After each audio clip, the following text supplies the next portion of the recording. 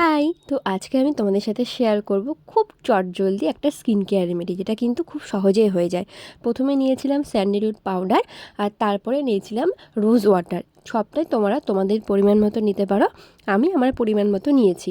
এবার আমি কিন্তু কোনো রকম জল মিক্সড করিনি, শুধু রোজ ওয়াটার আমি এটাকে দিয়ে মিক্স করে নেব।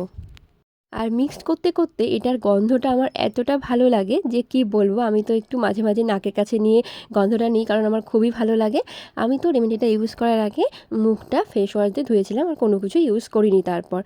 আর যেরকম বলি যে কোনো কিছুই কিন্তু রাতারাতি হয় না, যেহেতু আমরা আমাদের স্কিনটা ঠিকঠাকভাবে মেনটেন করি না, সেজন্য অনেক সমস্যা যেমন আমারও হয়। আমি তো অনেক কিছুই ঠিকঠাকভাবে সময়ের কারণে করে উঠতে পারি না।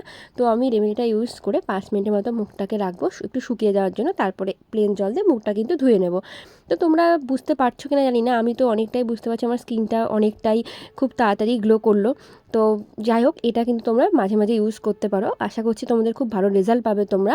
আর আমার তো সমস্ত কিছুই ধরে নাও কমপ্লিট হয়ে গেছে। আমি জাস্ট একটা ময়শ্চারাইজার ইউজ করে নিচ্ছি, আর তারপর লিপ বাম আমি ইউজ করব, যেহেতু বাড়িতেই আছি। নাহলে স্কিন কেয়ারে আমি কিন্তু সানস্ক্রিনটাও অ্যাড করতাম। তো যাই হোক, ভিডিওটা ভালো লাগলে তোমরা কিন্তু চ্যানেলটা সাবস্ক্রাইব করে দিও। দেখা হচ্ছে অন্য ভিডিওতে।